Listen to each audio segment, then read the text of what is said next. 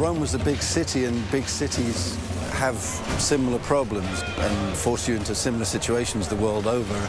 You've got this immigrant-based city with constant influx of people, this cheek by jowl of all these different cultures, these different religions, all of whom at the same time are deeply proud to be Roman. So you've got an incredibly dynamic but also incredibly diverse city. Rome was much more of a wild and chaotic metropolis than it's often thought of as.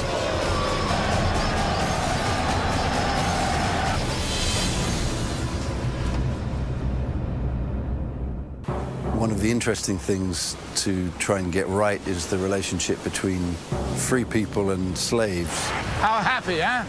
To be a slave. To a degree, they have free will. Make no decisions. But it creates a whole different set of dramatic situations. How very restful it must be. You've got to bear in mind what being a slave in ancient Rome really meant.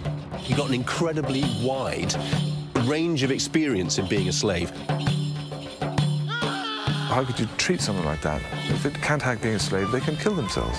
And it's an honourable thing to do if you don't like being a slave. So you don't accuse me of having slaves. This person has allowed themselves to be a slave. A Roman would kill himself. I will kill Octavia, and Merida turns to me, but if she cannot and I am taken alive, then you must kill me. And then you must kill yourself. Your survival would be inappropriate. I would not think of leaving, Domina. He's like the butler or the steward, but he's one of the most powerful and rich slaves in the house. 5,000 denarii. That much? But he's still a slave. Do it! That idiot has ruined us all. We shall have to leave Rome. What's wrong, Mother? Will that be all, Domina? There were appalling conditions for slaves. The huge state-run farms, the mines. You went there, you give you 3 months, you might survive that long.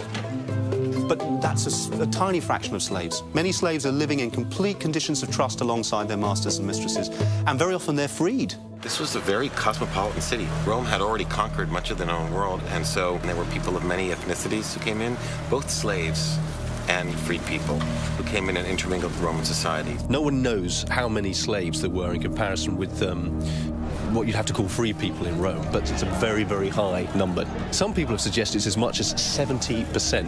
Think of how Rome was built. Thousands and thousands of people that literally died in the building of Rome. People they brought with them. I mean, you're talking hundreds of thousands of slaves. So that, to the point where they had one person just for the drapes, one person just to polish the statues. And if they did it wrong, you just took him out and replaced them. Slaves, they were maybe the most important aspect of the city. Without them, the city couldn't exist. Without the underclass, there is no upper class. They couldn't live in their houses, they couldn't eat, they couldn't dress, they couldn't do anything.